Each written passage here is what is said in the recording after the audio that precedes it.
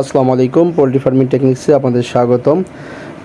মূলত অনেক দিন পরে আমরা আবারও চলে আসলাম আমাদের মুরগির খামার সংক্রান্ত কিছু তথ্য আপনাদের সঙ্গে শেয়ার করার জন্য। এই কয়দিন যদিও অসুস্থ ছিলাম, আলহামদুলিল্লাহ এখন সুস্থ হয়েছি।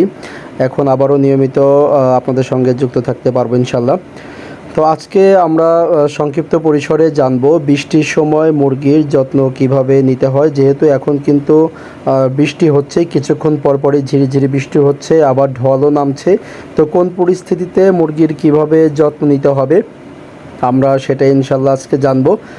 কেননা বৃষ্টির সময় বা শীতকালীন সময়, এরপরে অতিরিক্ত গরমের সময়, এই সমস্ত ক্ষণই মুরগির জন্য আলাদা আলাদা এক একটা আর কি স্টেপ পার করতে হয়। এজন্য সবসময় আর কি মুরগি পালনে অ্যালার্ট থাকতে হয়, সবসময় যত্নবান থাকতে হয় এবং সব বিষয়ের দিকেই খেয়াল রাখতে হয়।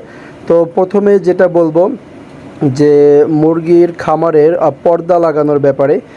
তো পর্দা লাগানোর ক্ষেত্রে দেখা যায় যে বৃষ্টি দুই রকমের হতে পারে। একটা হচ্ছে অতিরিক্ত ঢল হচ্ছে, পাশাপাশি ঝড়ো বৃষ্টি অথবা যদি ঢল নামে সেক্ষেত্রে পর্দা অবশ্যই লাগাতেই হবে। যদি ওই রকম বৃষ্টির পূর্বাভাস পাওয়া যায় বা ওইরকম মনে হয় পর্দা লাগাতে হবে। তাছাড়া যদি বর্তমান যেরকম ঝিরিঝিরি বৃষ্টি নামছে, অল্প অল্প করে গুঁড়ো গুঁড়ো বৃষ্টি নামছে, তো এই সময়টাতে কিন্তু পর্দা না লাগালে চলবে। খেয়াল রাখতে হবে যে মুরগির খামারের ভেতরের মাচায় অথবা ফ্লোরে তুষে যেন পানি না আসে। যদি পানি না আসে, বৃষ্টি যদি কোনো বাতাস সহকারে না হয় অথবা অতিরিক্ত ঢল না হয়, সেক্ষেত্রে পর্দা না লাগানোটাই ভালো, পর্দা খোলা থাকবে।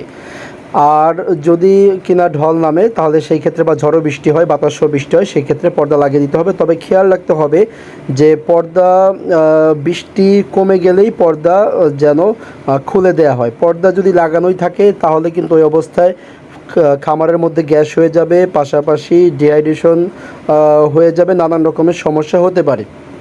এরপরে আমরা বলবো যে খামারের মধ্যে অতিরিক্ত মাকড়সার জাল, এরপরে ফিডারে ফাঙ্গাস, এগুলো যেন জমে না যায়, সেজন্য পরিষ্কার রাখতে হবে। অবশ্যই এই দিকটাতে খেয়াল রাখতে হবে।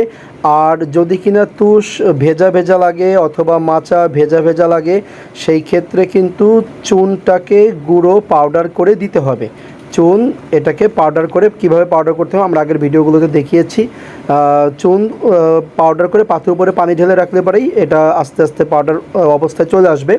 তারপরে এটাকে ছাড়িয়ে পাউডার করে ওই পাউডারটা কিন্তু মাচায় অথবা তুষের মধ্যে মিশিয়ে দিতে হবে। আর তুষটাকে নেড়ে নেড়ে দিতে হবে পর্দা উঠিয়ে, যেন কোনো ক্রমেই গ্যাস না হয়ে যায়। তো আমাদের সঙ্গে থাকার জন্য ধন্যবাদ। চ্যানেলটিকে সাবস্ক্রাইব করে যারা যুক্ত হননি তারা যুক্ত হবেন ইনশাল্লাহ। আজকের উপস্থাপন এ পর্যন্তই। আসসালামু আলাইকুম।